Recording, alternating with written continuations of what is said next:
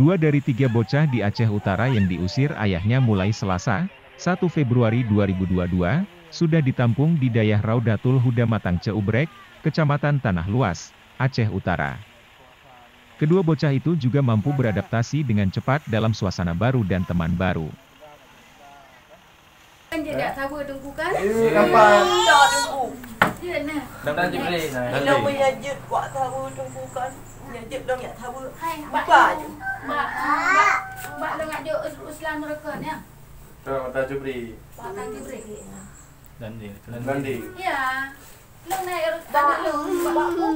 Memang dayah di depan sekian telantar.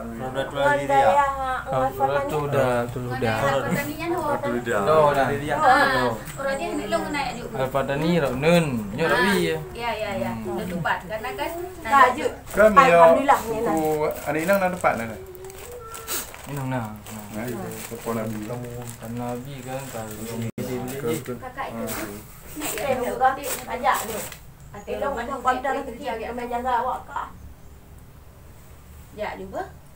Dạ nếu bố mẹ anh kata apa dia long ayah aku fikir lu. Kada gimana tak mai yang salah dia. Nek pergi kerja dua nama.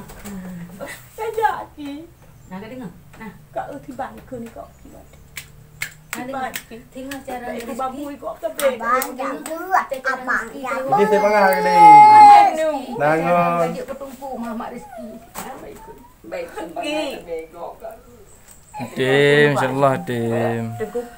Walaupun hai tim apa. Kayu ya gue katem kan. Katem menung dua saya ambil kedok. Yang kakak apa adik? Adik ji. Adik ji. Adik gimana? Tim? Adik tim yang dia tahu ji. Kali pegang mak tu nak tahu long tim ni pegang. Royo dah jadi je. Jut nak. Jut. Jut nak. Pajan thi. Jut. Pokok ni kau beres dia tinggal tu. Jut nak. Jut. Jut. Ya. Tem jut nak. Jadi pajan di kemangan nak kakak. Tem jut nak. Ramai ni. Ji cara ni tunggu. Cara mana oh. Cara ni ji punya. Punya hak tem nak. Mak apa? Iji tem. Iji tem. Abang pi tem bah.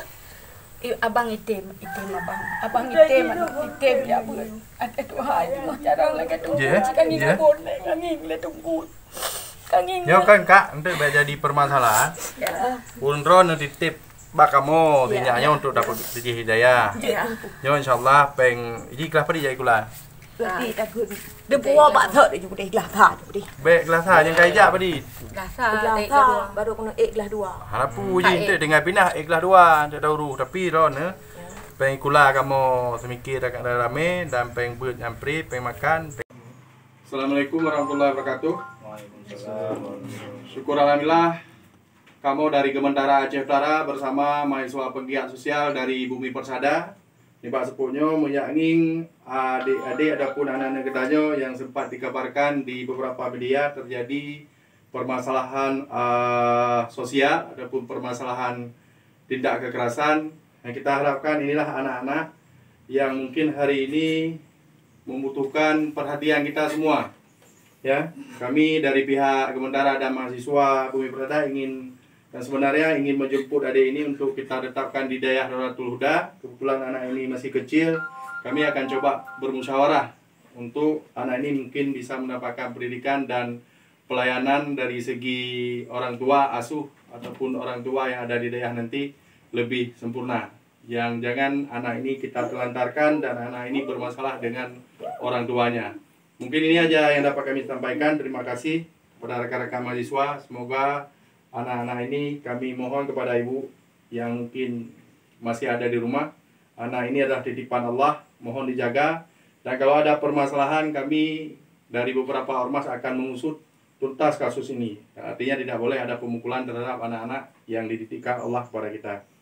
Bu, mohon diingat. Terima kasih. Assalamualaikum warahmatullahi wabarakatuh.